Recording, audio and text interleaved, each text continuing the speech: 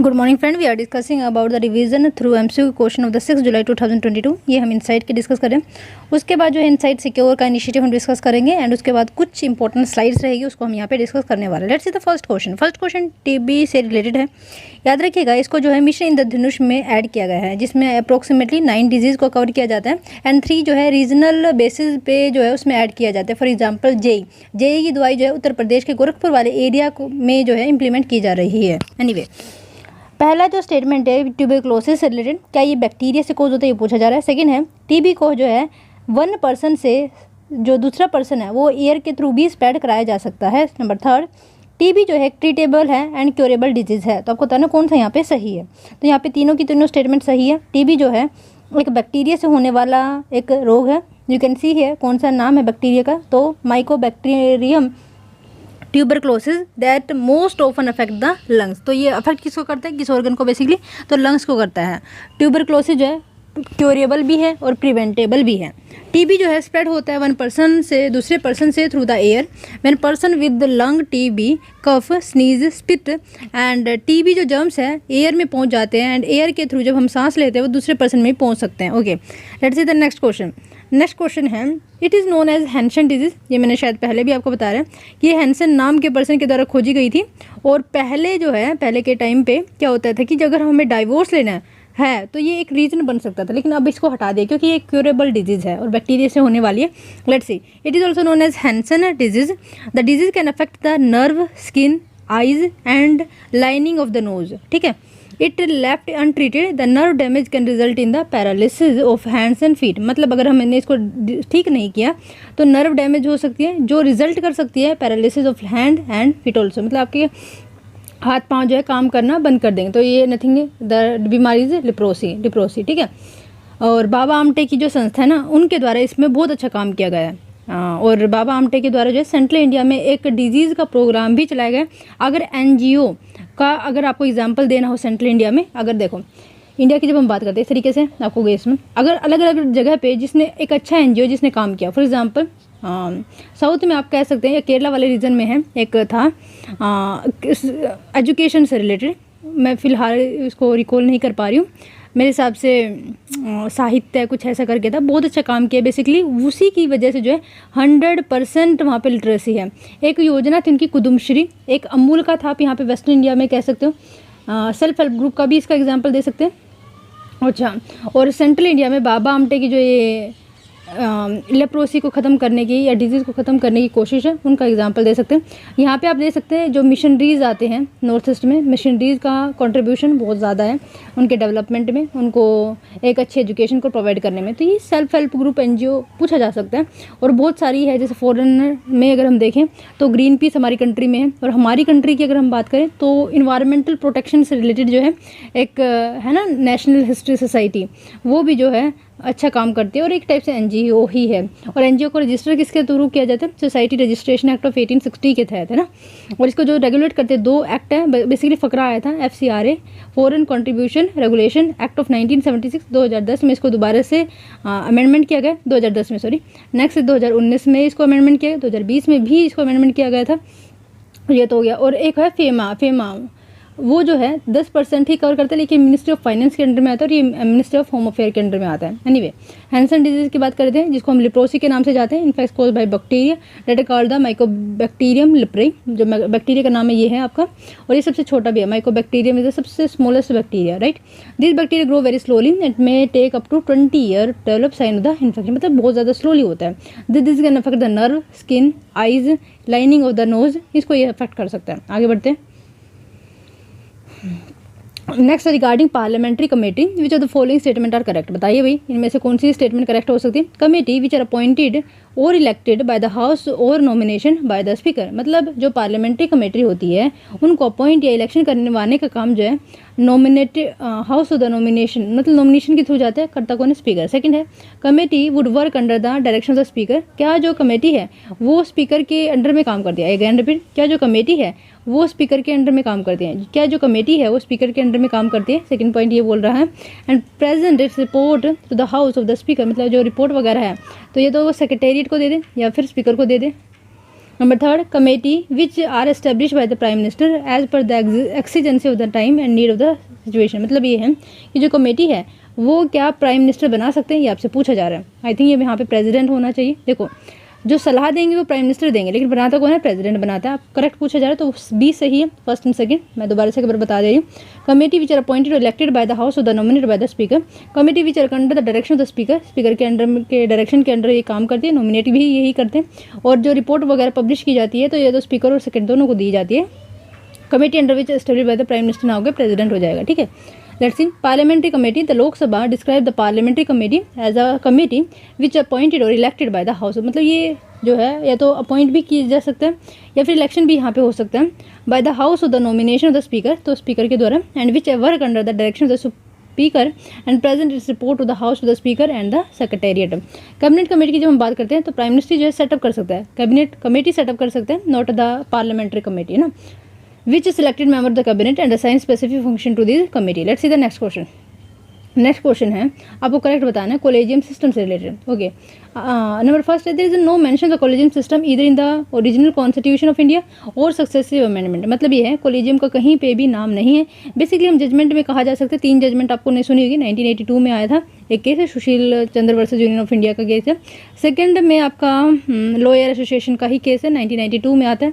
और फिर 1998 में आता है, जिसमें कोलेजियम 5 मेंबर का वो था, यहाँ पे 3 मेंबर। कोलेजियम का सबसे पहले जो नाम है वो पहला 1992 में आता है और इसमें 3 मेंबर होते हैं, लेकिन बाद में 5 मेंबर बढ़ा दिए जाते हैं एंड कुछ और सिचुएशन यहाँ पे लेकर आई जाती है। और 1982 में बेसिकली यहाँ से स्टार्टिंग हो जाती है कोलेजियम सिस्टम की, that's it.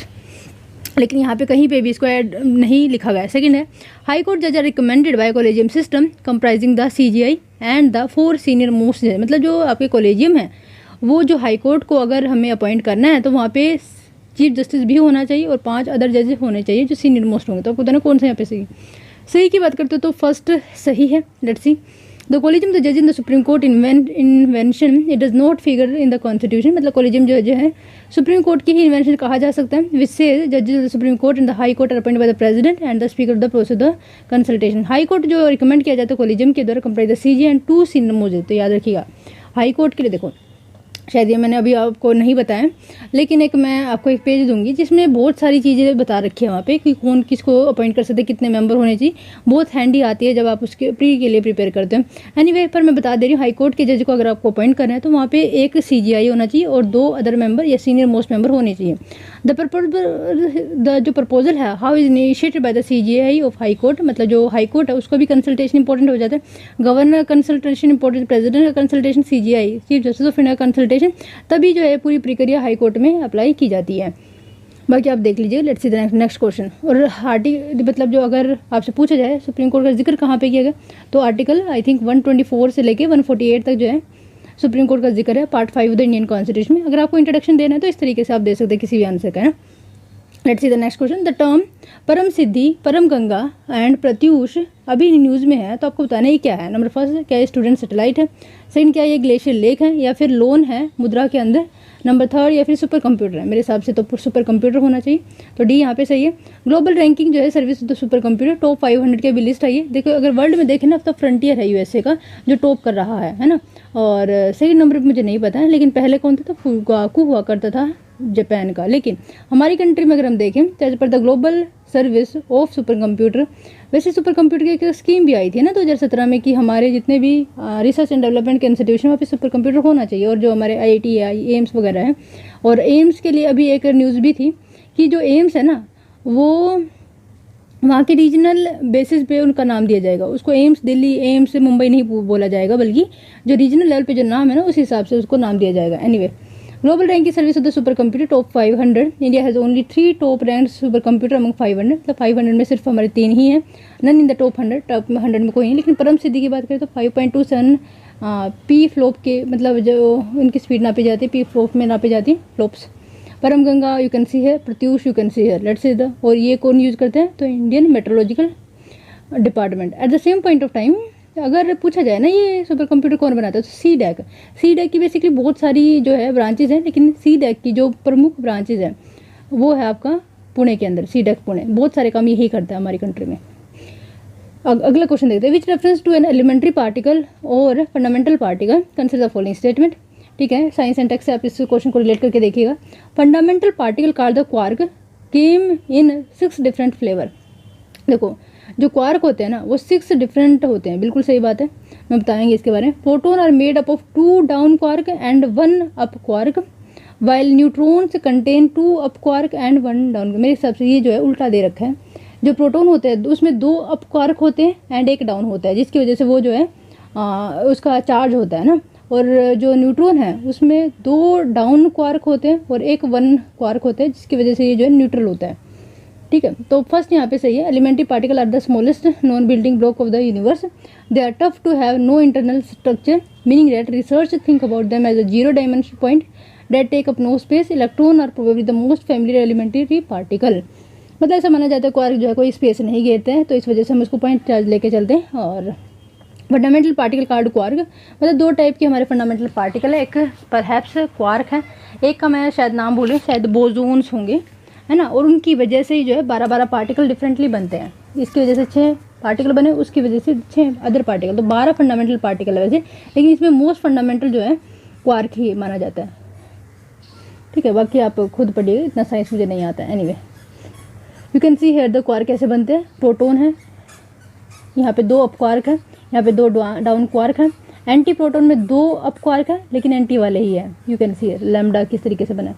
Let's see the next question. Next question है डॉक्टर राजेंद्र प्रसाद से रिलेटेड। देखो डॉक्टर राजेंद्र प्रसाद का जो एक इम्पॉर्टेंट कॉन्ट्रीब्यूशन है, फॉर एग्जाम्पल जो भीमराव अम्बेडकर सर थे, उन्होंने ये बोला था कि जो प्रेजिडेंट है ना वो सेम पोजीशन रखते हैं, कहाँ पे, जिस तरीके से मोनार्की फॉलो की जाती है ब्रिटेन में, और हमने जो सिस्टम लिया वो वहीं से लिया है, तो उनकी कुछ खास पावर नहीं है। लेकिन डॉक्टर राजेंद्र प्रसाद का ये मानना था कि जो प्रेसिडेंट है ना वो इम्पोर्टेंट है, क्योंकि हमारी कंट्री में प्रेसिडेंट ऑल दो इनडायरेक्टली ही सही लेकिन इलेक्ट होकर आते हैं, वो फर्स्ट पर्सन कहलाते हैं, उनके पास पावर होती है।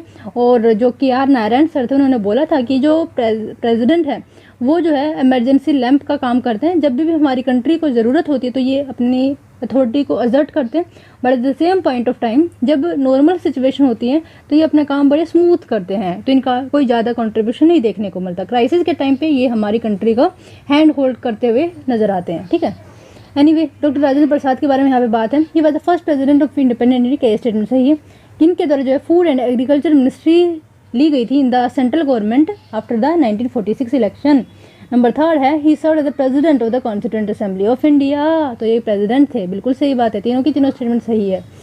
देखो award in public administration in the field of the academic excellent in memory of the president, मतलब एडमिनिस्ट्रेशन के केस में जब हम देखते हैं तो अवार्ड जो है डॉक्टर राजेंद्र प्रसाद के नाम से ही दिया जाता है। Doctor Rajendra Prasad was the first president of independent India, he was an Indian freedom activist also, lawyer भी थे, स्कॉलर्स भी थे, and he served the food and agriculture ministry in the central government after the 1946 election. He served as the president of the Constituent Assembly of India. इनकी literary work for example Satyagraha at Champa 1922 में इनके द्वारा लिखी गई, India divided लिखी गई थी, बहुत इंपॉर्टेंट है, बहुत पूछी जाती है इंडिया डिवाइडेड, है ना। नेक्स्ट द आत्मा कथा लिखी गई थी, autobiography written during this 3 year prison में, वहाँ पे बंकीपुर जेल में, जब इनको 1942 में डाल दिया गया था ना क्विट इंडिया मूवमेंट के दौरान, क्योंकि सारी जो भी लीडरशिप थी उसको जो है जेल में बंद कर दिया जाता है। महात्मा गांधी एंड बिहार जो है इनके द्वारा लिखा गया, सम रेमिनिसेंस लिखा गया, बापू के कदमों में एंड सिंस इंडिपेंडेंस, ये बुक इनके द्वारा लिखी गई है, पर इसमें सबसे इंपॉर्टेंट है India divided. Let's see the next question. Consider the following statement. The Field Medal is awarded by the International Mathematical Union, an international non-government and non-profit scientific organization. आपको बताना है कौन सा यहाँ पे सही है। The Field Medal are awarded every 4 years to the most promising mathematician under the age of 40. Number 3, a person cannot receive more than 1 IMU award. मतलब एक लाइफ टाइम में एक ही बार अवार्ड दिया जाता है, मतलब फील्ड मेडल। तीनों स्टेटमेंट सही है। देखो इंटरनेशनल मैथमेटिकल यूनियन के द्वारा यूक्रेनियन मैथमेटिशियन है, इंपॉर्टेंट है, बहुत इंपॉर्टेंट क्वेश्चन है, मरियाना विजाकाओ वर्क को जो है उनके स्पेयर के लिए ये अवार्ड दिया गया है। ठीक है, 18 डायमेंशन देख लीजिएगा। तो फील्ड मेडल जो है अवार्ड किया जाता है IMU के द्वारा, एक international non governmental and non profit scientific organisation है। द फील्ड मेडल जो है अवार्ड किया जाता है एवरी 4 ईयर में टू 1 और more mathematician under the age of 14, recognition for outstanding mathematician achievement for existing work and for the promise of the future achievement. बाकी आप यहाँ पे देख लीजिएगा। Let's see the next question. Next पूछा जा रहा है कौन सा इसमें से करेक्ट है। कौन सा the following statement regarding the purchasing management index. See ये अभी आया नहीं है, परहैप्स परचेजिंग मैनेजर इंडेक्स का मतलब ये होता है चलिए दे ही रखा है तो इसी के हिसाब से बताते हैं।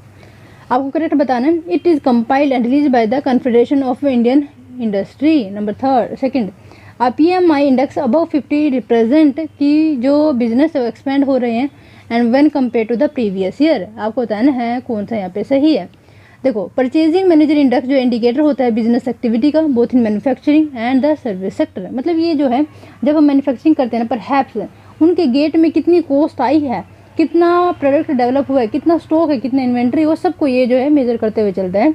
और जब ये बाहर निकलते हैं मतलब रिटेल में, होलसेल में, तो उसके लिए अलग प्राइस इंडेक्स आ जाता है। लेकिन जो मतलब फैक्ट्री के गेट तक इनका जो मतलब इन्फ्लेशन या फिर इंडेक्स नापा जाता है। परचेजिंग मैनेजर इंडेक्स जो है रिलीज एंड कंपाइल किया जाता है institute for supply management USA के द्वारा। Oh my God. The PMI is released at the start of the month, much before most of the official data on industrial output, manufacturing and GDP growth become available. तो तब ये इसको जो है बनाते हैं। The headline PMI is number 0 to 100। PMI अगर 50 represent करता है तो एक्सपेंशन है when compare to the previous month. ठीक है, सेकंड सही होना चाहिए था। Anyway, anthrax is serious infection disease. आपको पता है ना किससे होती है? वायरस से, बैक्टीरिया से। मेरे हिसाब से बैक्टीरिया से होती है, थोड़ा सा अजीब है बट ये एंथ्रैक्स आपकी बैक्टीरिया से होती है। लेट्स सी, एक स्कैबीज भी होती है, स्कैबीज वो माइट से होती है, माइट से, है ना। An outbreak of anthrax has been declared in, you can see कहाँ पे है, थिरुसुर डिस्ट्रिक्ट में जो है अभी आउटब्रेक हुआ है एंथ्रैक्स में। Several carcasses of the wild boar वहाँ पे मिले। एंथ्रैक्स जो एक सीरियस इन्फेक्शन डिजीज है caused by the spore forming bacteria. Anthrax is also called the wool sorter disease और malignant pustule. It is a rare but serious damage cause due to the rod shaped bacteria होते हैं basically. WHO की अगर हम माने तो anthrax जो है डिजीज़ है जो हर्बीवोर्स को, मतलब ये हमारे वाइल्ड एनिमल जो हम लाइफ स्टॉक में पालते हैं ना, उनको ये होती है एंथ्रैक्स, है ना। Let's see the revision through MCQ question the 7th and 8th जुलाई ऑल्सो। फर्स्ट क्वेश्चन है the famous Shreya Singhal case, अभी न्यूज़ में है। आपको बताना है न्यूज़ में था recently. It is related to which of the following, तो ये किस चीज़ से रिलेटेड है आपको ये बताना है। Capital punishment, disqualification of legislature. Number 3 है model code of conduct and 4 none of the above. तो श्रेया सिंघल केस जो है नन ऑफ द अबव। बाकी देखो ये जो केस है ना सेक्शन 66A के रिगार्डिंग है। ये जो है 66A ऑफ IT एक्ट 2000 के बारे में है। ये जो 66 है वो अनकॉन्स्टिट्यूशनल बना दिया गया है क्योंकि ये जो हमारी प्राइवेसी है उसको हर्ट करता है, like that. Section 66 define the punishment और sending offensive message through a computer और any communication device like mobile phone और tablet, right. Conviction can fetch maximum 3 years in jail and a fine. It empower a police to make arrest over what a policeman in terms of their subjective discretion। कह सकते हैं कि offensive हो सकता है, मतलब आप ये नहीं कह सकते ना ये फ़ोटो है for example, it might be have in bikini. किसी के लिए ये जो है गलत है, किसी के लिए सही भी है, भाई उसकी चॉइस है, वो किसी के लिए कोई फ़र्क नहीं पड़ता है। लेकिन जिसको फ़र्क पड़ता है ना वो इसको गलत मान भी सकते हैं depending upon the description of that particular person. तो यहाँ पे सब्जेक्टिव डिस्क्रिप्शन आ जाती है ना। श्रेया सिंघल केस बताता है सुप्रीम कोर्ट का in judgement Shreya Singhal case stuck down the section 66A, right. Let's see the next question, what is the aim of the digital India, ये पूछा जा रहा है। Digital India plan of the government of India, उसका aim पूछा जा रहा है। Formation of India's own internet companies like China did. Number 2 establishment of the policy framework ताकि हम इंकरेज कर सके मल्टीनेशनल कॉरपोरेशन को date collect big data to build their large data centre within or national geographical boundaries. Number 3 है connect many of our village to the internet. इसके लिए वैसे Bharat net भी चलाया गया और वाईफाई को अवेलेबल कराने के लिए रेलवे स्टेशन पे PM वाणी योजना चल रही है। आपको ये बताना है कि जो है कब चलाई गई थी। Bring money to many of our school public places major tourist centre, तो आपको बताना कौन सा यहाँ पे सही है, तो बी यहाँ पे सही है। For example only statement 3 is correct, the digital India programme is centred on the key vision area. For example कि हमारा डिजिटल इंफ्रास्ट्रक्चर अच्छा होना चाहिए, कोर यूटिलिटी होनी चाहिए रिगार्डिंग साइबर सिक्योरिटी, ठीक है। साइबर सिक्योरिटी को रिलेटेड ना 2-3 ऑर्गेनाइजेशन आपको याद रखनी है। एक होता है आपका NCC, NIC और NTRO, ये कुछ ऑर्गेनाइजेशन है, ये खुफिया एजेंसी में आ जाएगी। ये NIC जो है सिंपल जो साइबर सिक्योरिटी है उसको केसेस को देखती है चलती है। Governance and service on demand, digital empowerment of citizen, right? Let's see the next question. In India, the population census is a, बताइए भाई, जो population census है, यहाँ पे मैं लिख दे रही हूँ, population census जो है कैसा सब्जेक्ट है? Union subject, state subject, concurrent subject, reversal. याद रखिए यूनियन सब्जेक्ट में आता है। जो डेटा कलेक्शन होता है वो यूनियन लेवल पे होता है, लेकिन जो हेल्प करता है वो आपके स्टेट करते हैं। The authority to conduct census in India किसके हिसाब से? आर्टिकल 246। बट याद रखिएगा ये जो है सेंसस एक्ट ऑफ 1948 के हिसाब से किया जाता है, और अब की बार का 15वें नंबर का जो है सेंसस कनेक्ट कराया जा रहा है। ये यूनियन लिस्ट का पार्ट है, make sure you remember it. Let's see the next question. अगला जो क्वेश्चन है NCBC, national commission for backward classes. See इसके बारे में 102 कॉन्स्टिट्यूशनल अमेंडमेंट याद होना चाहिए, 103 कॉन्स्टिट्यूशनल अमेंडमेंट होना चाहिए।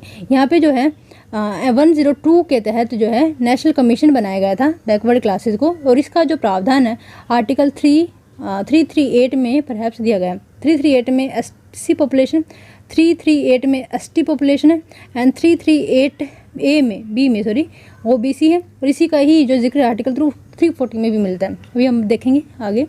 National commission for backward classes है नॉन कॉन्स्टिट्यूशनल बॉडी, लेकिन अभी इसको कॉन्स्टिट्यूशनल बना दिया गया।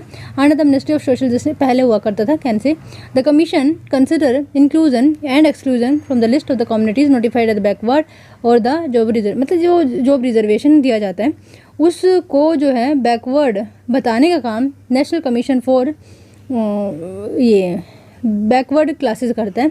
The commission have the same power as a civil court. तो मेरे हिसाब से थर्ड तो बिल्कुल सही है, फर्स्ट बिल्कुल गलत है, तो यहाँ पे सेकंड एंड थर्ड यहाँ पे आती है। National commission for backward classes a constitutional body, तो 123 कॉन्स्टिट्यूशनल बिल था 2017 में, तब लेकर आया गया था, और 338B of the Indian constitution इससे डील करता है, एंड 102 कॉन्स्टिट्यूशनल अमेंडमेंट इससे रिलेटेड है। इंट्रोडक्शन का ये पॉइंट आपका तैयार हो जाता है। इससे पहले जो minister of social justice and empowerment जो है इसको देखते हुए चलते हैं, ओवरसी करती है बेसिकली। और national commission for backward classes act 1993 में था, वुमेन के लिए भी उसी वक्त आया था। The commission was the outcome of the Indira Sahni case. Basically इसमें बताया गया था कितना रिजर्वेशन दिया जाना चाहिए, इसके द्वारा बोला गया था। वैसे तो 54% ओबीसी क्लासेस थी, लेकिन रिजर्वेशन 27% दिया गया था। पहली बात तो यही है, इस तरीके से मैं बता रही। दूसरे इनके द्वारा बोला गया था कि 50% से जो ज़्यादा है रिजर्वेशन नहीं दिया जाना चाहिए किसी भी गवर्नमेंट जॉब में, लेकिन ये 103 कॉन्स्टिट्यूशनल अमेंडमेंट के थोड़ा सा हट गया। नंबर थर्ड है जो आपकी एफिशिएंसी है वो बरकरार रहनी चाहिए। नंबर फोर्थ है क्रीमी लेयर का कंसेप्ट लेकर आना चाहिए, ये जो है इंदिरा साहनी केस के द्वारा बोला गया था। ये मेन मुख्य पॉइंट है। Communities notified as a backward for the purpose of job reservation and the tender notified advice to the central government as per the section 90। बाकी आप देख लीजिएगा, एक सिविल कोर्ट के पास इनकी पावर है। आगे बढ़ते हैं। अगला जो क्वेश्चन है वो क्रिप्टो करेंसी से रिलेटेड है। Which is the following as a new law known as the market in crypto asset, market in crypto asset to regulate crypto currency. मतलब अब एक न्यू लेकर आया गया है क्रिप्टो करेंसी या क्रिप्टो एसेट को रेगुलेट करने के लिए, है ना। आपने नॉन फंडेबल फंड्स भी सुने होंगे, वो भी आपके इसी से related. Anyway, market in a crypto asset to regulate crypto currency, तो चाइना के द्वारा लेकर आया गया। ऐसे रेगुलेशन चाइना ही ला सकता है, और कोई किसी के पास पावर नहीं है। EU parliament agreed upon a new law market in a crypto asset to regulate crypto currency. अच्छा, ये EU है क्या? ओके सॉरी, यूरोपियन यूनियन है, आई एम रियली सॉरी, क्योंकि चाइना ऑलरेडी कर चुका है परहैप्स। रिसेंट इशू ये है कि जो stable coins came in question after the crash of the Transform Labs Luna token about MiCA, you can see है इट्स एक नॉन फंडेबल टोकन है ना, नॉन फंजिबल टोकन। ये क्वेश्चन पूछा भी जा चुका है यूपीएससी के द्वारा। आगे बढ़ते हैं। अगला जो क्वेश्चन है ग्लोबल फिंडेक्स डेटाबेस रिलीज़ किया जाता है किसके द्वारा? तो वर्ल्ड बैंक के द्वारा इसको जो है रिलीज़ किया जाता है। वर्ल्ड बैंक के द्वारा फिनलैंड डेटाबेस को जो है रिलीज़ किया जाता है। आगे बढ़ते हैं। Consider the following statement twice या हैंडीक्राफ्ट दे रखी है, और ये किस स्टेट से बेसिकली ये पूछा जा रहा है। चोपू समन, गुगू हंडवाई एंड इठाकोपोला बोम्मालू। आंध्र प्रदेश पर हैप नहीं होना चाहिए, क्योंकि बोम्मालू एक त्यौहार भी है जो तेलंगाना के द्वारा बनाया जाता है। बाकी आप खुद समझते हैं, तो बी यहाँ पे सही है। तो फर्स्ट एंड थर्ड यहाँ पे सही है। देखते हैं कि थोड़ा अजीब सा क्वेश्चन था। देखो, घुघू एंड हंडवाई जो है पंजाब से, ये बिल्कुल सही है। इटा को पक्कालू बोमालू जो है आंध्र प्रदेश से, ये भी सही है। लेकिन चोपू समन उड़ीसा से नहीं है, ये गलत है। इसके बारे में थोड़ा सा डिटेल जानते हैं, तो बी यहाँ पे सही है। यू कैन सी है चोपू समन जो है these wooden toys set a miniature kitchen utensil come in different size and shape polish at the edge and the paint bright. बाकी आप ये देख लीजिए, याद करने की चीज़ें। आगे बढ़ते हैं। With reference to India Gorias, Morias and Jolhas क्या है? गोरियाज एंड मोरियाज, जोलहाज क्या? ये एक इंडिजिनस कम्युनिटीज़ है। Make sure you remember it. The Assam government approved the indigenous status of 5 Assamese Muslim subgroup जैसे कोरियाज, मोरियाज, गुलहाज, रेशीज एंड सैयद। ये बेसिकली मुस्लिम सब ग्रुप है, इंडिजीनियस पॉपुलेशन है असमीज मुस्लिम कम्युनिटी की, तो make sure you remember it. Let's सी अगला question पे चलते हैं। अगला क्वेश्चन करेक्ट पूछा जा रहा है। Wolbachia are the natural bacteria present up to the 60% of the insect species including some mosquito. Wolbachia basically एक नेचुरल बैक्टीरिया है, 60% इंसेक्ट पॉपुलेशन में इनकी काउंटिंग होती है। Wolbachia inhibit the multiplication of the chikungunya virus, मतलब ये एक natural इनको खाने वाले हैं चिकनगुनिया वायरसेस को which present in the mosquito. दोनों की दोनों सही है। Wolbachia bacteria block the proliferation of harmful viruses but does not harm the mosquito themselves. Wolbachia is a bug which is found in 60% of the insect, तो जिस वजह से वो वायरस से इन्फेक्ट नहीं होते। But in the Aedes mosquito this bug is in a very low frequency. Wolbachia inhibit dengue and chikungunya virus replication in mosquito. ठीक है, तो ये इंपॉर्टेंट हो सकता है। आगे बढ़ते हैं। अगला क्वेश्चन है Cas9 प्रोटीन है, ये है क्या? बेसिकली एक मोलिकुलर सीजर के तरीके से काम आता है, जीन एडिटिंग में इसको हम काम में लेते हैं। लेट्स 8 जुलाई का भी देख ले रहे हैं। Okay, let's see the 8 July के question answer. Ozone is made of the 3 oxygen atom, क्या स्टेटमेंट सही है? Perhaps. The ozone is both a natural and a man made product, perhaps. The Vienna convention is the natural international agreement dedicated to the protection of the ozone है, perhaps. तीनों के तीनों सही है fortunately. O3 जो है highly reactive gas है compare to 3 oxygen atom in both natural and man made, क्योंकि नेचुरल में जो है स्ट्रेटोस्फीयर में पाई जाती है एंड मैन मेड में यू नो वेरी वेल हमारी धरती पर ही पाए जाते हैं। वीना कन्वेंशन मॉन्ट्रियल प्रोटोकॉल जो है इसमें आपकी गाली एग्रीमेंट भी जोड़ सकते हैं जो आपके डायरेक्टली अटैच्ड है ओजोन डिप्लेशन से रिलेटेड। और कब मनाते हैं? तो परहैप्स 16 सितंबर को मनाते हैं। इंपॉर्टेंट डेट याद पूछा जा सकता है। आगे बढ़ते हैं। मॉन्ट्रियल प्रोटोकॉल के बारे में है। It is landmark multilateral environment agreement that commit state parties to reduce greenhouse gas emission based on the scientific consensus. It led to the replacement of the hydrofluorocarbon with the chlorofluorocarbon which do not destroy the ozone layer. आपको बताना है कौन सा यहाँ पे सही है। दोनों की दोनों स्टेटमेंट बिल्कुल गलत है। आप इसके बारे में पढ़िएगा तो आपको बहुत सारे आंसर यहाँ पे मिल जाएंगे। Note so important. Let's see the next question. आपको बताना है इनमें से कौन सी ऐसी मेंबर कंट्री है जो G20 का पार्ट नहीं है। Which of the following are group, अच्छा इनमें से बताना है कौन सा ग्रुप है जो G20 का मेंबर है। फॉर एग्जाम्पल अर्जेंटीना है, मैक्सिको है, साउथ अफ्रीका है, तुर्की भी है, ऑस्ट्रेलिया है शायद, कनाडा भी है, मलेशिया नहीं है, न्यूजीलैंड भी नहीं है। ऑस्ट्रेलिया लेकिन न्यूजीलैंड नहीं है। ब्राज़ील है, बिल्कुल है। ईरान नहीं है। सऊदी अरेबिया है, वियतनाम नहीं है। इंडोनेशिया है, जापान है, सिंगापुर नहीं है, याद रखिए ये नहीं है। एंड साउथ कोरिया परहैप्स नहीं है। नहीं साउथ कोरिया है। नवंबर G20 जो है अर्जेंटीना है, ऑस्ट्रेलिया है, ब्राज़ील है, कनाडा है, चाइना है, जर्मनी है, इंडिया है, Indonesia, Italy, Japan, Republic of Korea, Mexico, Russia, Saudi Arabia, south Africa, Turkey, UK and USA and European union है। ठीक है, मलेशिया वगैरह कोई नहीं है, फिर वहाँ से इंडोनेशिया है, तो ये यहाँ पे सही है। Let's see the next question. With reference to development monitoring and evaluating officer consider the following statement. It is the attached office of the NSO, National Statistical Office.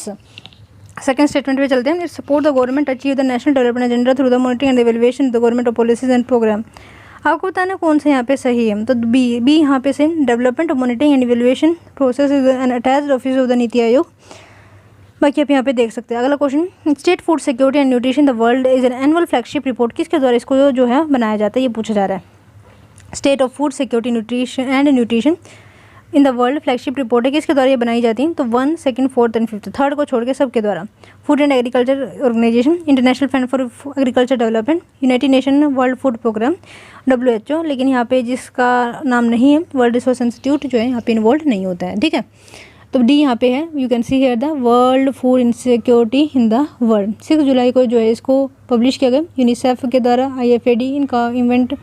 इसका जो टाइटल है सेव द डेट, और जो report है the food security and nutrition in the world. ठीक है, let's see the next question. खर्ची पूजा एक हिंदू फेस्टिवल है, ये कहाँ पे मनाया जाता है। परहैप्स मैंने बता रखा है कि जम्मू कश्मीर में मनाया जाता है ना, और मणिपुर में खर्ची पूजा सॉरी ये मणिपुर में मनाया जाता है। I am really sorry for that. Okay, खर्ची पूजा जो है बच्चों मणिपुर के अंदर एक is a Hindu festival from Tripura. The festival involve the worship the 14 गोडेस from the dynasty deity of the Tripuri people, और ये ऑलरेडी पूछा जा चुका है खर्ची पूजा। ठीक है, तो आप इसको प्लीज़ याद रखिएगा। आगे बढ़ते हैं। अगला जो क्वेश्चन है बच्चों, आपको बताना है कौन सा करेक्ट है। Sunfish is a natural found in India only, ऐसा तो नहीं है कि कोई चीज़ हमारे इंडिया में पाई। एशियाटिक लोयन को छोड़ के परहैप्स ऐसी कोई और चीज़ नहीं है जो हमारी कंट्री में अकेली फ्लोरा एंड फौना केस में पाई जाती है। ये कुछ ऐसी स्पीसीज़ हैं जो वेस्टर्न घाट में पाई जाती है, but they are not very known actually, है ना। Asiatic lion is naturally found in India only, हाँ ये हो सकता है। One horned rhino is naturally found in India only, नहीं ये नहीं है, क्योंकि सुमातेरियन होता है बहुत सारे अफ्रीका के अंदर भी है ना। Migrative fresh water fish you can see South Africa, date crore. Let's see the next question. Next जो क्वेश्चन पीएम स्वनिधि स्कीम कई बार पूछी जा चुकी है, आपसे पूछा जा रहा है कौन सा यहाँ पे करेक्ट है। सी जब हम करेक्ट की बात करते हैं तो पीएम स्वनिधि स्कीम जो है एक क्रेडिट फैसिलिटी है जो प्रोवाइड की जाती है स्ट्रीट वेंडर को। कोलेटरल फ्री लोन है, 1 लाख का नहीं है, 10,000 का है, with low interest rate for a period of 1 year.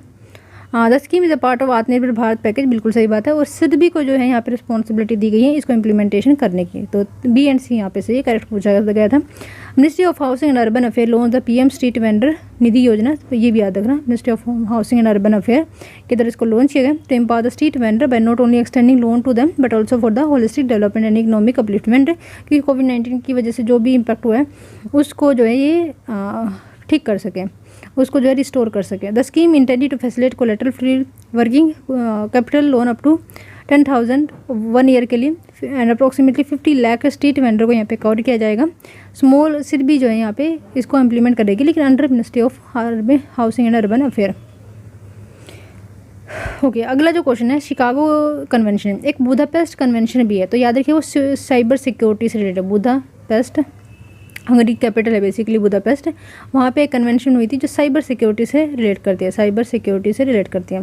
उसी तरीके की शिकागो कन्वेंशन है जो इंटरनेशनल सिविल एविएशन से रिलेटेड है। Make sure you remember it, right. इसके बारे में थोड़ा सा जानते हैं। In response to SpiceJet increasing number the air safety problem, direction DGCA है जो director general of civil aviation, उनके द्वारा एक शो केस नोटिस जारी किया गया है किसके बेसिस पे, कन्वेंशन इंटरनेशनल सिविल एविएशन, जिसको हम शिकागो कन्वेंशन भी जानते हैं।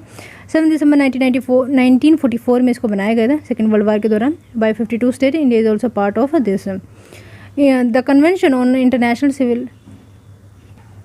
सिविल एविएशन 1944, यहाँ पे 2 चीज़ों कवर किया जाता है, air transport international air transport agreement and international air service, मतलब ट्रांसपोर्ट और सर्विस प्रोवाइड करना। शिकागो कन्वेंशन की बात करें तो 96 आर्टिकल है एंड 18 एनेक्स है, और इस जो इसका 43 आर्टिकल बोलता है वो आईको की स्टेब्लिशमेंट की बात करते हैं, और standard operating standard and recommend practices भी यहाँ पे दी जाती है। बाकी आप यहाँ पे देख लीजिए। Let's see the next question, और ये PIB के अंदर कवर्ड है तो इस वजह से इंपॉर्टेंट हो जाता है, right. In the context of which of the following do some scientist suggested the use of the cirrus cloud thinning technique. अच्छा, सीरियस क्लाउड थिनिंग जो टेक्निक है बेसिकली वो की जाती है ताकि क्लाइमेट जो चेंज हो रहा है ना उसको रोका जा सके, है ना। And the injection of the sulphate aerosol into the stratosphere, region क्या, रेगुलेट करने के लिए ग्लोबल वार्मिंग, जो बहुत ज़्यादा ग्लोबल वार्मिंग हो रही है जिसकी वजह से क्लाइमेट चेंज हो रहा है। The ability of the stratosphere sulphate aerosol to create a global dimming effect has made them possible candidate for the use in solidarity management climate engineering project to limit. And इसमें हम H2S sulphur dioxide का use कर सकते हैं, और इसको जो है पूरे धरती के बाहर बायोटिक एयरक्राफ्ट बैलून्स के थ्रू जो है छोड़ सकते हैं। और cirrus cloud thinning is propose from the climate engineering. Cirrus cloud are high cloud ice that like other cloud both reflect sunlight, मतलब मेन एम है जो भी लाइट आती है तो वो वहीं से वहीं अगर रिफ्लेक्ट हो जाए तो ज़्यादा अच्छा है। लेकिन सीरियस क्लाउड की ये प्रॉपर्टी होती है कि वो जो सनलाइट आती है ना वो आने देती है, ठीक है, तो हम उसमें कोशिश करते हैं तो ये थिन हो जाए। Cloud cirrus cloud thinning is a propose from the climate engineering. Cirrus cloud are a cold ice that like other cloud both reflect sunlight and observe warming infrared radiation, मतलब सनलाइट को तो ये रिफ्लेक्ट कर देते हैं लेकिन warming infrared radiation को ये जो है ऑब्जर्व कर लेते हैं। However they differ from the other type of cloud in that in on average infrared absorption जो है आउट वेट कर देता है, मतलब ये ज़्यादा हो जाता है, resulting in a net warming effect on the climate and therefore thinning और removing this type of cloud is very important to get result so that we can fight for global warming, right. Let's see the next 9 जुलाई के आज हम नहीं करते हैं, 2-3 दिन के हमने कर लिए। अच्छा, हमने साइबर सिक्योरिटी की बात की थी तो उसको भी आगे हम थोड़ा देख के चलते हैं। फॉर एग्जांपल साइबर सिक्योरिटी को जब हम इंट्रोड्यूस करते हैं तो आपको ये पता होना चाहिए कि क्या क्या फ़ीचर है साइबर सिक्योरिटी, क्यों खतरा है हमारे लिए बेसिकली, क्योंकि एनोनिमिटी के साथ आते हैं, नो जियोग्राफिकल बाउंड्री नहीं है, लेस रिसोर्स से भी अगर आपके पास ह्यूमन रिसोर्स है और एक अच्छा कंप्यूटर है with good quality of net और आप जानते हैं तो आप कर सकते हैं और बहुत सारा पैसा भी कमा सकते हैं। और टेक्नोलॉजिकल इवोल्यूशन जो है टाइम से ज़्यादा फास्ट तरीके से होता है, जिसकी वजह से हम अडेप्ट नहीं कर पाते, हमारे अंदर इतनी अवेयरनेस भी नहीं है। और ओपन इकोनॉमी होने की वजह से ये और भी ज़्यादा, या फिर ग्लोबलाइजेशन होने की वजह से ये और भी ज़्यादा बढ़ जाती है। जब भी हम ग्लोबलाइजेशन की बात करते हैं तो मैंने हमेशा आपको एक कंसेप्ट दिया है GMCD का, GMCD। देखो इसमें क्या होता है, जो ग्लोबलाइजेशन है, globalization of knowledge, and M से होता है आपका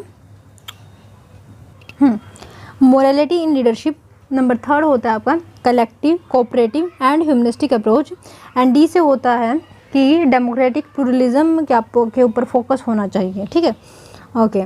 तो हम ये कह सकते हैं कि जो साइबर सिक्योरिटी है वो क्यों इतनी ज़्यादा से फैल रही है, क्योंकि इसमें एनोनिमिटी इन्वॉल्व होती है।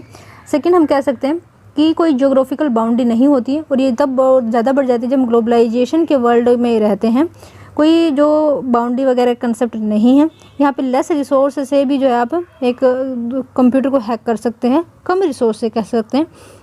नंबर 4 है टेक्नोलॉजिकल इवोल्यूशन जो है बहुत ज़्यादा जल्दी हो रहा है, तो ये ग्लोबल चैलेंजेस हैं, लेकिन हमारे इंडिया से स्पेसिफिक इंफ्रास्ट्रक्चर का चैलेंज हो सकता है, गवर्नमेंट लेवल पे पॉलिसी का हो सकता है ना, और कंज्यूमर लेवल पे हम अवेयरनेस का हो सकता है, और इनके इंटेलिजेंट मतलब जो हैक कर रहे हैं उनका इंटेलिजेंट होने के कारण you can see here that is the reason. Okay,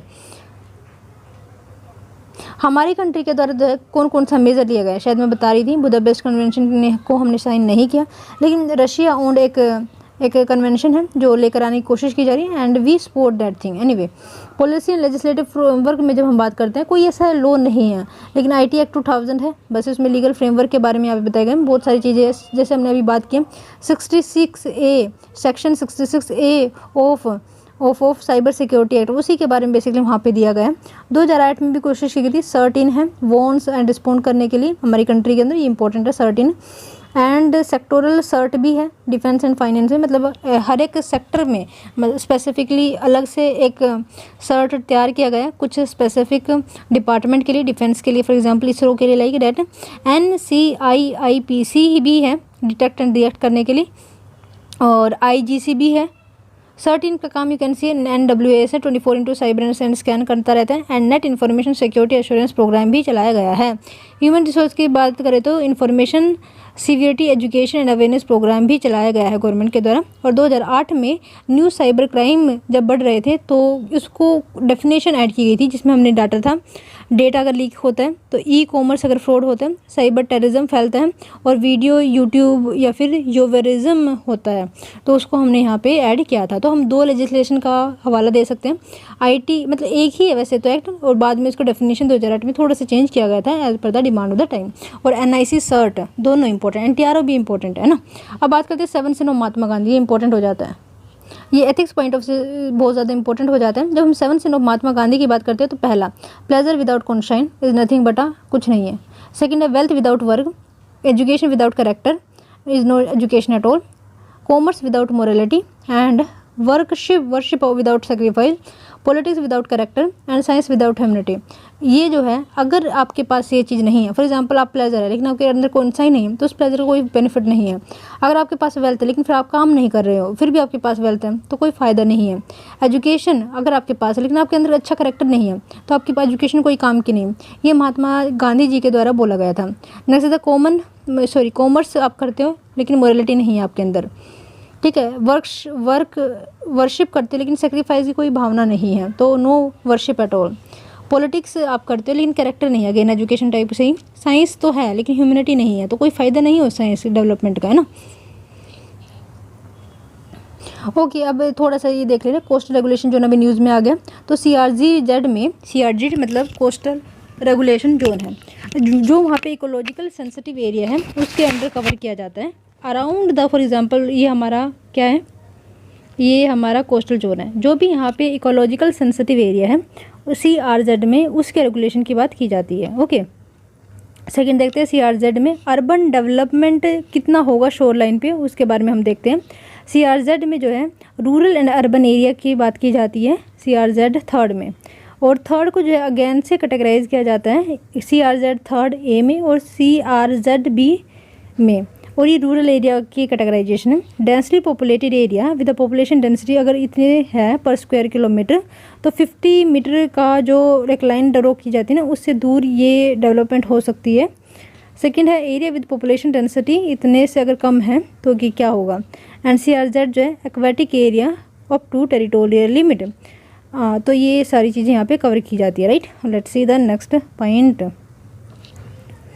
अगला है BRI के बारे में आपने सुना होगा, maritime route of Belt and Road Initiative and overland route of the Belt and Road Initiative. इसी तरीके से जो चाइना है उसको उन्हें के द्वारा आर्टिक रीजन के लिए भी लेकर आया गया, बट फिर भी एक बार हम देखते हैं कि कहाँ कहाँ से क्या क्या फैला हुआ है। फॉर एग्जांपल ये चाइना से स्टार्ट होता है और ये पहले जापान में जाएगा, जापान में जाके ये हनोई तक पहुँचते हैं, वियतनाम की कैपिटल है, और उसके बाद इसको कवर करते करते करते करते थाईलैंड और मलेशिया तक पहुंचेगा। उसके बाद थोड़ा सा पार्ट इसका सिंगापुर, सिंगापुर से इंडोनेशिया, इंडोनेशिया से कोलकाता, या फिर ये कह लीजिए कि जो बांग्लादेश का पोर्ट है चितगांव वगैरह वो भी इसमें आता है।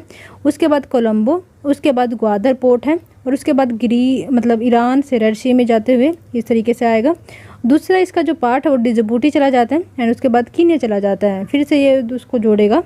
उसके बाद जो है स्वेज कैनाल से होते होते तुर्की जाएगा, और इसका कुछ पार्ट जो इटली ने अभी इसको साइन कर लिया, तो इस वजह से भी थोड़े दिन पहले न्यूज़ में हुआ करता था। मेक श्योर आप किस किस कंट्री को यहाँ से याद रखोगे जब हम बेल्ट एंड रोड इनिशिएटिव की बात करते हैं चाइना की।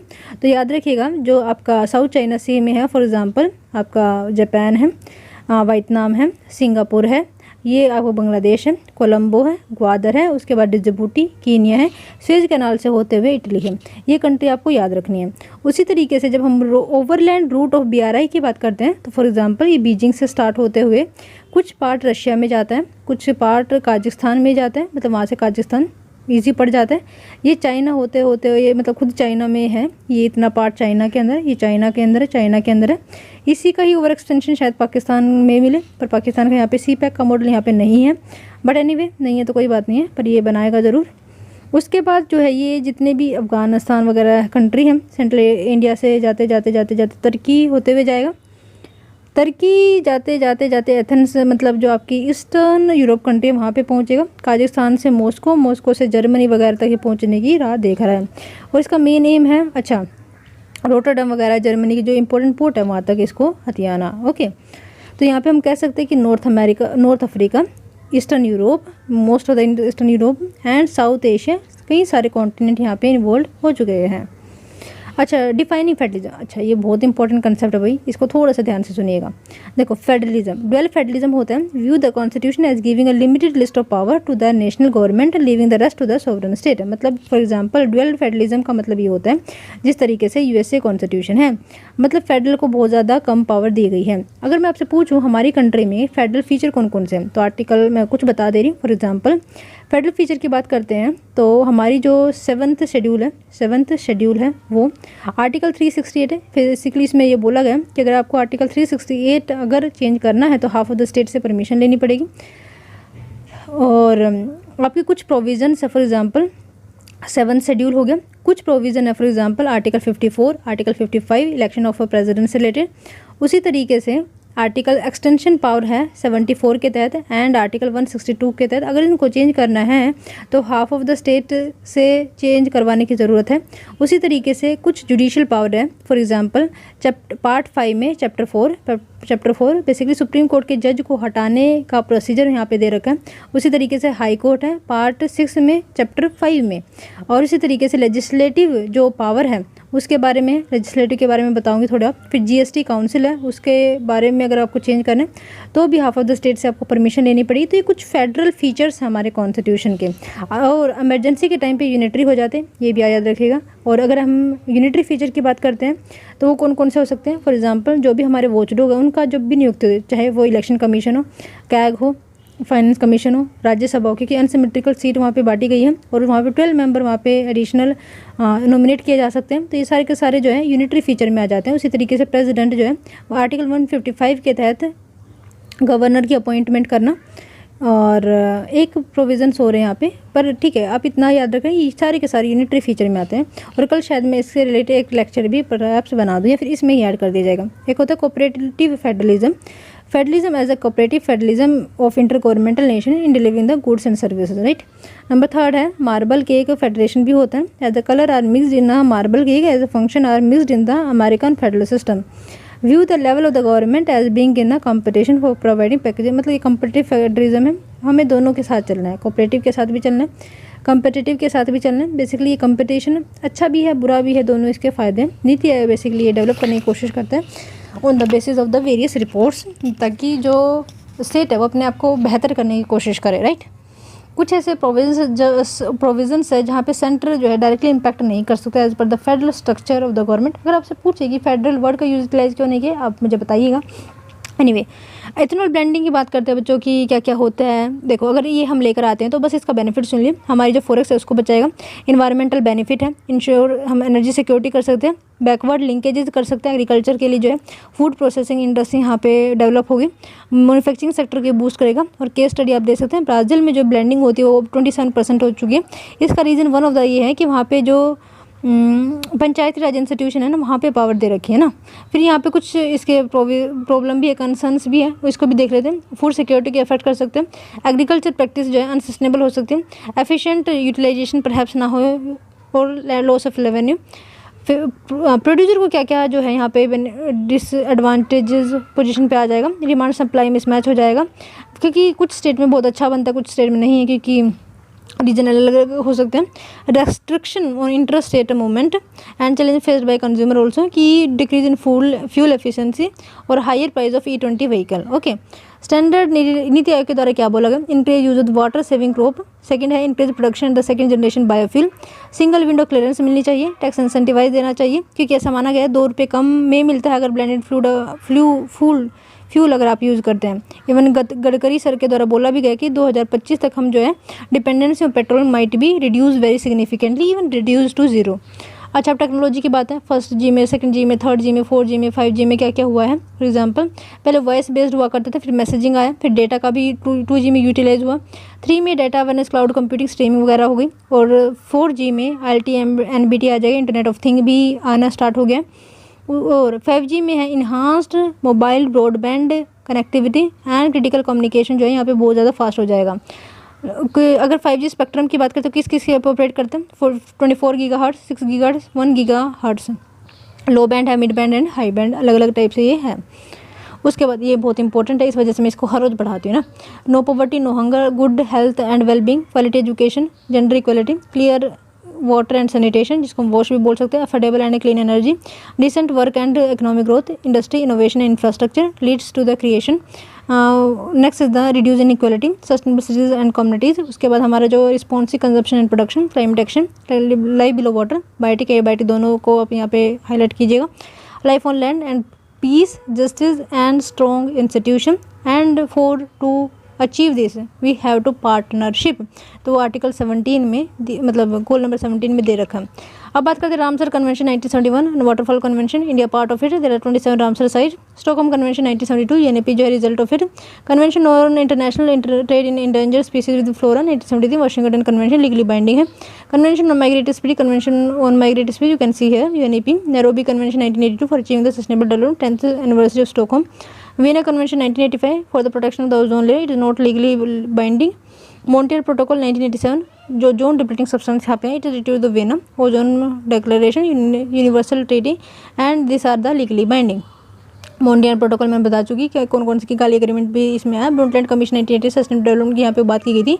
अर्थ समिट मोस्ट इंपॉर्टेंट है, यहाँ पे 3 लीगली बाइंडिंग एग्रीमेंट साइन हुए थे, CBD, convention of biodiversity, UNFCCC, United Nation framework on climate change, UNCCD, United Nation to combat desertification, है ना, एंड क्लाइमेट चेंज।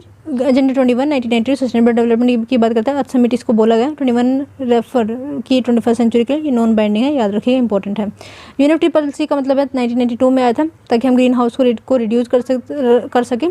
एंड ये इन्वायरमेंटल ट्रीटी है जो अर्थ समिट 1992 में। अच्छा, एक बेसल कन्वेंशन भी इस टाइम पे साइन हुआ था, आपको ये बताना है कि किस चीज़ के लिए।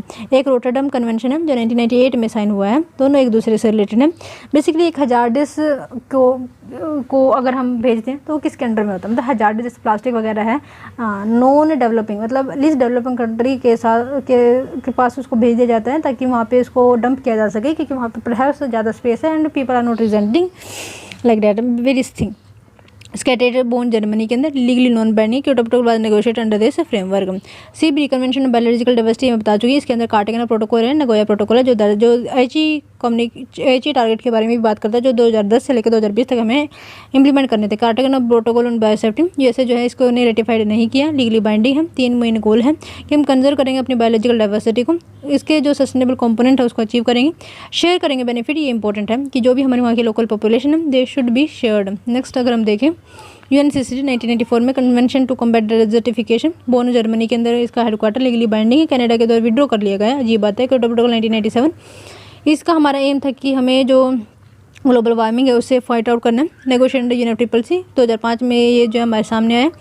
Mechanism under protocol clean development mechanism emission trading joint implementation, इसमें जो है this protocol applies as follows and carbon dioxide, methane, nitrous oxide, sulphur hexafluoride, hydrofluorocarbon, perfluorocarbon, right.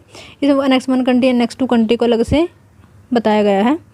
उसके बाद अगर हम देखें तो यू कैन सी है next country to country Rotterdam convention मैंने आपसे पूछा था 1998 में। इसमें जो है प्रायर कंसेंट ली जाती है अगर हम केमिकल या पेस्टिसाइड को भेजते हैं तो, ठीक है। यूनाइटेड नेशन की ट्रीटी है। कार्टेगेना प्रोटोकॉल 2000 का है, बायोसेफ्टी से रिलेटेड है। इसमें बायोलॉजिकल डाइवर्सिटी एंड जो उनके लिए पोटेंशियल रिस्क हो सकते हैं स्पेसिफिकली लिविंग मॉडिफाइड ऑर्गेनिज्म उसको जो है कम करने की कोशिश की जाती है। स्टॉकहोम कन्वेंशन 2000 बेसिकली इसमें परसिस्टेंट ऑर्गेनिक पोल्यूटेंट को कम करने की कोशिश की जाती है। यूनाइटेड नेशन की ट्रीटी है, USA is not part of to this. Inter government forum chemical safety and the international programme for chemical safety यहाँ पे बनाया गया। इसको डर्टी डजन के नाम से भी जानते हैं। Red plus 2005 you can see the red के बारे में, बेसिकली इंडिया पार्ट नहीं है इसका, याद रखना। नगोया प्रोटोकॉल 2010 इसमें एश्योर किया जाता है कि जो भी फेयर एंड इक्विटेबल जो बेनिफिट है वो वहाँ की लोकल पॉपुलेशन को मिलना चाहिए। ये supplementary SCBD convention of biological diversity Rio 20 यहाँ पे सस्टेनेबल डेवलपमेंट आया था 20th एनिवर्सरी जब हम रियो अर्थ समिट के बना रहे थे। इसका मेन एम क्या, Paris agreement 2015 climate change India के NDC target, you can see है, राइट। आगे बढ़ते हैं। अच्छा, ये कुछ थ्योरी है थॉमसन की 1897 की, नोट से इंपॉर्टेंट, आप इसको छोड़ सकते हैं। अच्छा, अब बात करते हैं कॉन्स्टिट्यूशनल स्टेटस ऑफ पुलिस। ये बहुत इंपॉर्टेंट है। सी स्टेट लिस्ट का सब्जेक्ट है यूनियन लिस्ट। देखो जब हम रेलवे पुलिस की बात करते हैं वो स्टेट लिस्ट है, जनरली पुलिस की बात की जाती है तो स्टेट लिस्ट का ये पार्ट है। यूनियन लिस्ट की बात करते हैं रेलवे प्रोटेक्शन फोर्स जो है ये आता है आपका 7th शेड्यूल के यूनियन लिस्ट में भी, एंट्री नंबर 2A में इसको मेंशन किया गया है। अब बात करते हैं problem related to police, most important है, एक ही पेज में आ जाएगा और ऊपर से हम देखने की कोशिश करेंगे। देखो organisation infrastructure environment, unwarranted police interfere, बहुत ज़्यादा जो है पॉलिटिकल इंटरफेरेंस होते हैं। सेकंड है एम्पावरमेंट नहीं है, लैक ऑफ मोटिवेशन है लोअर लेवल पे क्योंकि वहाँ पे कैरियर प्रोस्पेक्ट ज़्यादा अच्छे हैं। हायरार्किकल जो है देखो इस तरीके से है हमारा सिस्टम। देखो यहाँ पे पॉपुलेशन बहुत ज़्यादा है, ठीक है, लेकिन बीच में पॉपुलेशन है ही नहीं है इस तरीके से, और ऊपर से जो है इस तरीके का सिस्टम है हमारा। यहाँ पे कांस्टेबल लेवल के जो रैंकिंग ऑफिशियल है वो बहुत ठीक है, लेकिन जो इंस्पेक्टर लेवल के है, सब इंस्पेक्टर लेवल के हैं, वहाँ पे नहीं है। और फिर IPS ऑफिसर वगैरह आ जाते हैं। इस तरीके का ना बनाते हैं बल्कि हम इसको इस तरीके से बना सकते हैं, इस तरीके से, और फिर थोड़ा सा इस तरीके से और इस तरीके से। यहाँ पे IPS ऑफिसर और वो भी बाहर से आ गया, outsider, they do not demand, मतलब वो ये नहीं समझते हैं कि इन पर्सन की क्या डिमांड है, इनके ये किस प्रॉब्लम से जूझ रहे हैं। Eight the same point of time इनका कोई खुद का प्रोस्पेक्ट नहीं है, उसके ऊपर इनको इन्वेस्टिगेशन भी खुद ही करना पड़ता है ना। और आज जो डेफिनेशन है वो क्राइम की, उसका ब्रॉडनमेंट हो रहा है। Eight the same point of time जो हमारी जो ट्रेनिंग है वो इतनी अच्छी नहीं दी जाती है, ठीक है।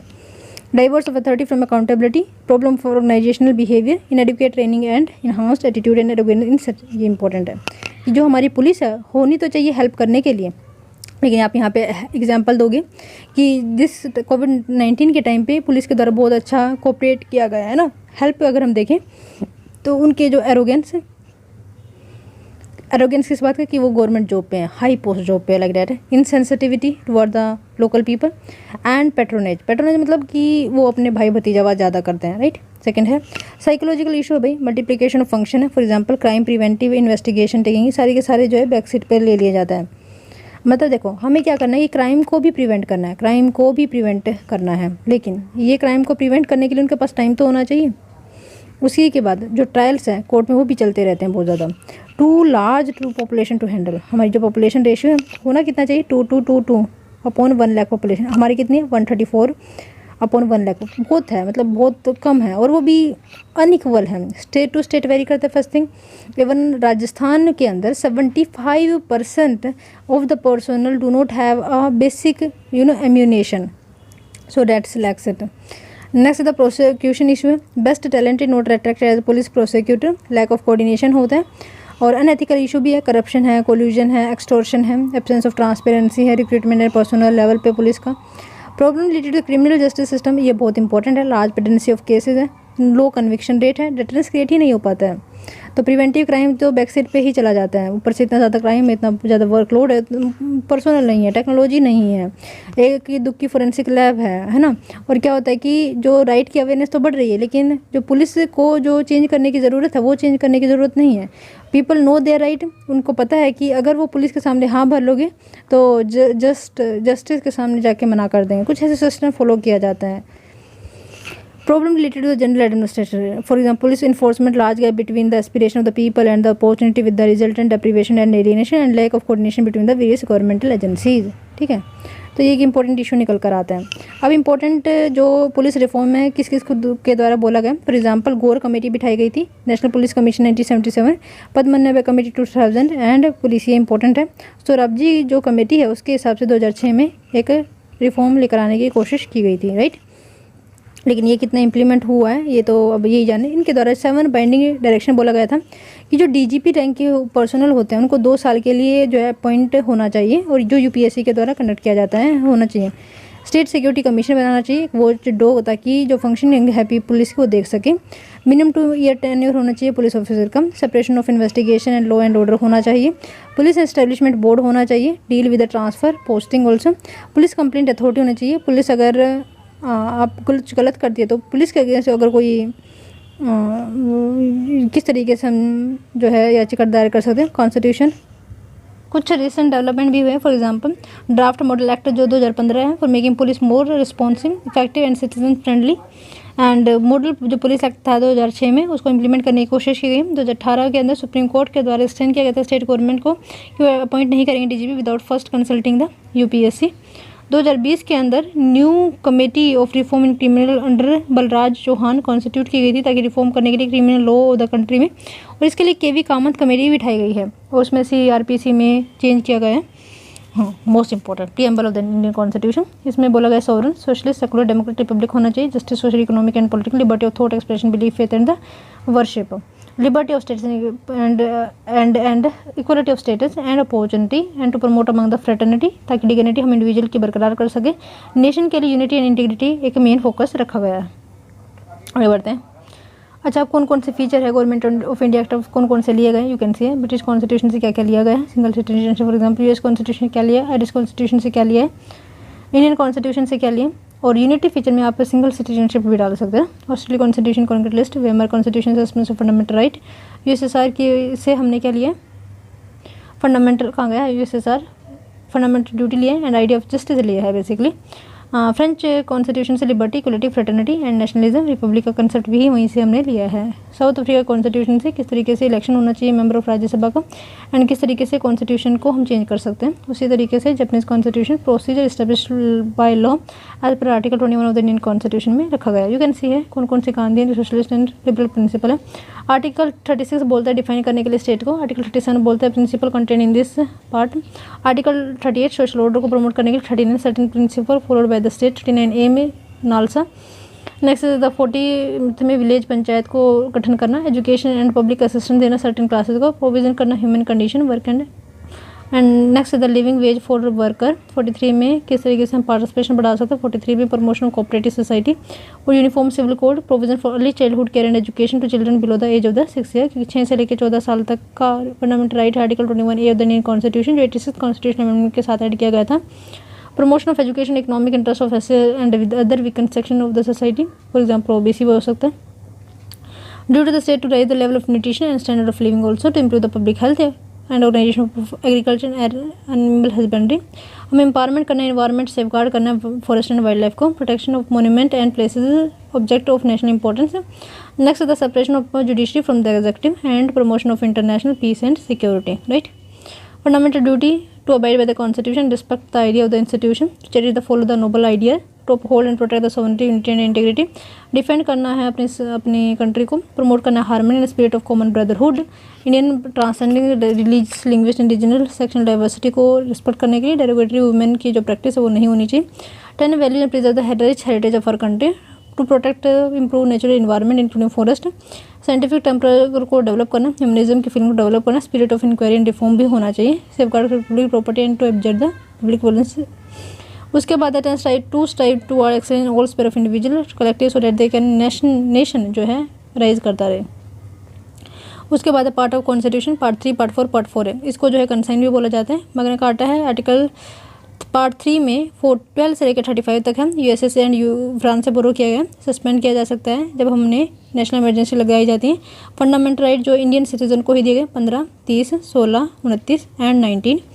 उसके बाद है fundamental right to equality, right to freedom, right to against exploitation, right to freedom of religion, culture and education right to constitutional remedy, 14 से 18, 19 से 22, 23 से 24, 25 से 28, 29 से 30 एंड 30 से 32, जिसमें आपको mandamus, prohibition, certiorari, quo warranto and habeas corpus देखते हैं।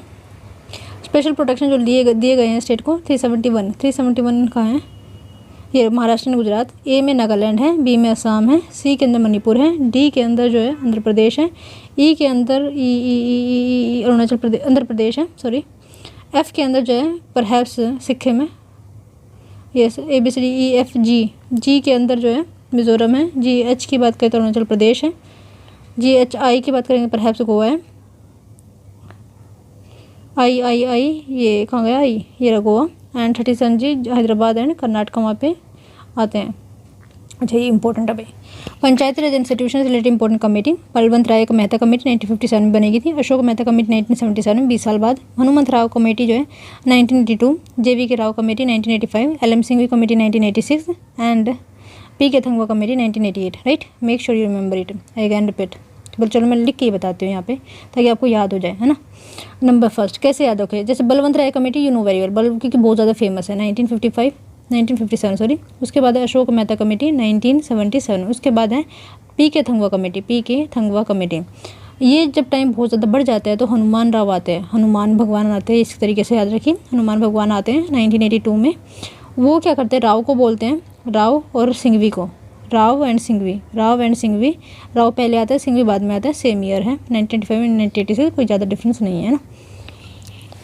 अच्छा अब बात करते हैं पब्लिक अकाउंट कमेटी, इनका क्या क्या फंक्शन होता है। 1921 में बनी थी, government of India act of 1919 में 22 मेंबर है, लोकसभा से इतने आते हैं, हर साल ये बनती है और ये by principle proportional and single transfer vote, all party get due representation in it, right. लेकिन सेपरेशन 1921 में जोन में था। अच्छा अब बात करते हैं एस्टिमेट कमेटी की, 1921 में बनती है, और वो कब बनती है, परहैप्स 1921 में ही बनती है ना, first 1920 government of India act of 1919 में बनाई जाती है। और इसको जो है 1950 में दोबारा से कॉन्स्टिट्यूट किया जाता है एस्टिमेट। जॉन मथाई जो है उस वक्त के जो फाइनेंस मिनिस्टर थे उसके द्वारा बनाया गया था। 25 मेंबर है 1956 में, इसको रेज कर दिया 30, लोकसभा से मेंबर आता है, हर साल बनती है। सेम ही इसका है, ड्यू रिप्रेजेंटेशन दी जाती है, प्रोपोर्शनल रिप्रेजेंटेशन यहाँ पे क्रिएट करने की कोशिश करते हैं। कमेटी क्रिएट की गई थी 1964 में। 1962 के बाद वॉर होने के बाद कृष्णा मेनन कमेटी की रिकमेंडेशन पे 15 मेंबर हैं, 15 लोकसभा से 7 राज्यसभा से, हर साल बनते हैं, रिप्रेजेंटेशन है, एक बार में बनती है। मेंबर ऑफ द कमेटी जो है can not be appointed by the speaker, don't from the Lok Sabha only, and member of committee who are from can not be appointed as the chairman. अब बात करते हैं कुछ क्रेडिट सोसाइटी की। Credit corporation है, बाकी आप यहाँ पे देख लीजिए, नोट इंपॉर्टेंट है लेकिन फ़िलहाल के लिए मैं बताने में असमर्थ हूँ। हाँ ये इंपॉर्टेंट हो सकता है। यूरोपियन यूनियन के बारे में जानते हैं। पहली बात है 27 मेंबर का एक स्टेट है। इकोनॉमिक कम्युनिटी इसका 1957 में होती है, लेकिन मार्कशीट ट्रीटी की वजह से 1993 में यूरोपियन यूनियन ये बन जाता है। एम ये है कि फ्री मूवमेंट होना चाहिए पीपल का, गुड्स का, सर्विसेज का, कैपिटल का, इंटरनल मार्केट के अंदर। 19 यूरो नेशन जो है यूरोजोन को यूटिलाइज करते हैं, Belgium, France, West Germany, Italy, Luxembourg and Netherland. UK जो है 2020 में ऑफिशियली लेफ्ट हो चुका है। ओके, बात करते हैं किस तरीके से हमारी कंट्री के साथ डेवलपमेंट हुए। फॉर एग्जांपल आपको यहाँ पे इंपॉर्टेंट ईयर मैं बता दूँगी, आज मेरा मूड नहीं है, बाकी आप ये ओके। नॉर्थ इंडिया के टेम्पल किस तरीके से बनते हैं, पहले तो आपको यही पता होना चाहिए। देखो जब ये बनते हैं ना तो एक हाइट पे बनते हैं, ठीक है, जो बेसमेंट भी कहते हैं, बेसमेंट भी कह सकते हैं आप इसको, अधिस्थान भी कह सकते हैं, अधिस्थान, ठीक है। अच्छा ये होता है जगती, जहाँ पे मतलब पूरा जो बचा हुआ एरिया होता है जिस पर मंदिर बना हुआ है तो ठीक है, लेकिन जो आसपास का जो एरिया होता है, जो रेज प्लेटफॉर्म भी कहा जा सकता है, उसको जगती कहा जाता है। उसके बाद है प्रदक्षिणापात होता है, बेसिकली जो डाइटी होता है उसके आसपास का जो मान लीजिए सेंक्टो सेंक्टोरम है उसके आसपास का जो है प्रदक्षिणापात कहते हैं ना। उसके बाद है अर्थ मंडप। जब हम मंडप की बात करते हैं जब इस तरीके का, तो पहले अर्थ मंडप आता है, फिर पूरा मंडप आता है, फिर महामंडप आता है, और फिर उसके बाद जो है उसके ऊपर अंतराला रखा जाता है। और उसके बाद जो है जस्ट सेकेंड गर्भगृह जो है सेंटो सेंक्टोरम, मतलब जहाँ पे मेन डाइटी रखी जाती है उसको बोला जाता है। और उसके आसपास का जो पात होता है उसको प्रदक्षिणा पात का बोला जाता है। सबसे ऊपर जो है कलश आता है, उसके बाद अमलखा आता है। अमलखा मतलब जिसके ऊपर कलश रखा जाता है ना। उसके बाद शिखर आता है। शिखर मंडप का ही पार्ट होता है, मंडप के ऊपर शिखर होता है। लेकिन कुछ ऐसा और भी जो मेन एक सबसे बड़ी बिल्डिंग होती है उसके आसपास छोटा छोटा बिल्डिंग भी होता है ना उसी टाइप का, उसको हम उरुष शिखरा भी कहते हैं, ठीक है, डेट नॉट इम्पोर्टेंट। और फिर एक होता है अंतराला। उसके बाद होता है महामंडप, मंडप, अर्थ मंडप। उसके बाद है प्रदक्षिणापात, जगती प्लेटफॉर्म। ये जो है नॉर्थ इंडियन टेम्पल का आर्किटेक्चर स्टाइल है। मेक श्योर कि आप इसको याद करें। ये इंपॉर्टेंट सेंटर है जो ब्रिटिश वगैरह जब आए थे। और ये है आपका द्रविड़ टाइल है। पहले होता क्या है, सबसे पहली बात तो जो गेट होता है ना, सबसे पहली बात तो गेट जो होता है वो गोपुरम होता है। क्या होता है, गोपुरम होता है। यहाँ पे मंडप होता है, हो गया। यहाँ पे गर्भगृह जहाँ पे भगवान बैठते हैं उसको जो वहाँ पे मंडप, महामंडप और अर्ध मंडप बोला गया था। यहाँ पे इसको विमान बोलते हैं, ठीक है। वहाँ पे शीघ्र था, वहाँ पे अंतराल भी था, यू कैन सी हियर। लेकिन यहाँ पे अच्छी फोटो नहीं है, बेसिकली इसको भी जो है बहुत ज़्यादा बताया जा सकता है। मेजर हिंदू स्क्रिप्चर में कौन कौन है ये भी देख लीजिए भाई। ऋग्वेद, यजुर्वेद, सामवेद, अथर्ववेद। वेदांग में कौन है, शिक्षा, व्याकरण है, कल्पसूत्र है, ज्योतिषी है, निरुक्षा है, चरदा है। इतिहास, रामायण और गीता। दर्शन की बात करें न्याय, विशेषकर संख्या, योग, मीमांसा, ये थ्योरीज है। उपवेद में you can see here. Agam you can सी शिव, शक्ति एंड पंचरथा। धर्मशास्त्र में मनु का है, यज्ञवल्क्य का है, कैंड पस्थ बटेक। पुराणास की बात करें यू कैन विष्णु पुराण है। और you can see here the different scripture telephone. अच्छा, अब बात करते हैं 1793 का चार्ट में क्या था। कमांडर इन चीफ जो है was not now the member of the general council, was not now the member of the Governor General Council, उसका मेंबर नहीं रहेगा। Second, provision in the Charter Act of 1793 was made that the company, after paying the necessary expenses, interest, dividend, etc. from the Indian revenue, will pay 5 lakh pound, मतलब इनको annually देना पड़ेगा। Basically ये loan लिया गया था कंपनी के द्वारा। चार्टर एक्ट ऑफ 1853 से पहले 1793 का हमने देख लिया ना, 1793 का हम दे चुके हैं। अब बात करते हैं 1833 में। इसमें ये सही नहीं दे रखा है ना, charter act of 1853 for best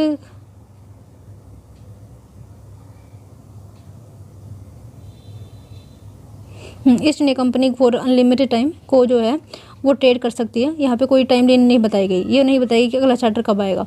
first time parliamentary government यहाँ पे बनाने की कोशिश की गई है। फर्स्ट इंडियन सिविल सर्विस में कुछ चेंज यहाँ पे किए गए थे।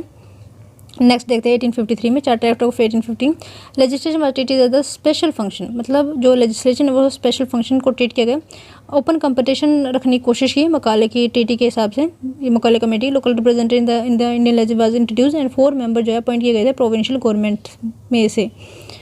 अब बात करते हैं रेगुलेटिंग एक्ट ऑफ 1773 में। इसमें कुछ खास दिख नहीं रहा है, इस वजह से government of India act of बहुत important. Result of revolt of 1857। Lord Canning जो है फर्स्ट राय बनते हैं, गवर्नर जनरल भी पहले हुआ करते थे। Known as act for the good governance. बोली द ईस्ट इंडिया कंपनी को अबॉलिश कर दिया जाता है। ट्रांसफर जो है रेवेन्यू, मतलब जो आपकी कंपनी है उससे जो है ब्रिटिश क्राउन तक पहुंच जाता है। अबॉलिश द BOC, मतलब जो आपका डबल गवर्नमेंट चल रही थी, court of director and board of control, उसको अबॉलिश कर दिया जाता है। 15 मेंबर का काउंसिल एस्टेब्लिश किया जाता है as an advisory. New appointment किया जाता है सेक्रेटरी स्टेट ऑफ इंडिया के लिए। 1858 की हम बात करें। 1861 में जो है लॉर्ड कैनिंग यहाँ पे आते हैं। पोर्टफोलियो सिस्टम इनके द्वारा इंट्रोड्यूस किया जाता है, which led the foundation of the cabinet government in India. Viceroy must nominate some Indian as non official member also. Beginning of involving the Indian with the law making process and after great revolt. अच्छा, empower viceroy to issue ordinances also, याद रखिए ना, ordinance की power 1861 में भी दी जाती है और वीटो की पावर जो है 1935 के बाद दी जाती है ना। Restoring legislative power to Bombay and Madras presidency, मतलब यहाँ पे जो है सेंट्रलाइजेशन करने की कोशिश की गई थी, नहीं सॉरी डिसेंट्रलाइजेशन करने की कोशिश की थी। रिस्टोर पावर कर दी गई थी बॉम्बे एंड मद्रास में। वाइसरॉय कैनिंग जो है नॉमिनेट करते हैं 3 member to the Indian legislative council. For example sir Dinkar Rao थे, महाराजा एक यू कैन सी हियर, मैं बता दूंगी। चार्टर एक्ट ऑफ 1813 में क्या होता है, ट्रेड विद इंडिया होता है ended with the 2 exception, trade in tea and China, है ना, इसको एक्सेप्शन के साथ देखा जाता है। No other country can enter India. Allowed Christian missionary to enter India. Empower local government to tax person as per the jurisdiction of the supreme court. And 20 year जो है more possession of territory and revenue act provide grant to the revive Indian literature and promotion of science, 1 lakh रुपये दिए गए थे। 10.5% dividend for share holder in the company को भी थोड़ा बहुत यहाँ पे देने की कोशिश की। 1793 का मोनोपोली का एक्सटेंड किया जाता है। Governor general receive veto power over his council, governor general जो है अथॉरिटी देते हैं मद्रास एंड बॉम्बे को, मतलब ये यहाँ पे सेंट्रलाइजेशन करने की कोशिश की जाए 1793, और ये जो डिसेंट्रलाइजेशन 1858 में आगे खत्म होगा। बीओसी को अपॉइंट किया जाता है बोर्ड ऑफ कंट्रोल और बोर्ड ऑफ डायरेक्टर को बाय पीएम। इट में increase tax on normal people, first sign of drain of wealth यहाँ से हमें देखने को मिलता है। अब 1919 का देखते हैं लिमिटेड, ये कुछ अजीब सही हो गया ना, अगर हम इसको सही कर पाएँ तो,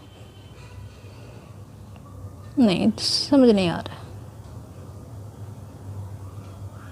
government of India act of 1955 क्या बोलता है ये भी देख लीजिए। Establish for all India federation consisting of provinces, division of power into 3 lists, federal, provincial and concurrent, distribution of the power in the hand of the governor general, provincial autonomy was introduced and abolition of the diarchy, governor was to act with the advice and minister of responsibility of the provincial, introduced by committee of 6 out of the 4 state, by we ending the session only.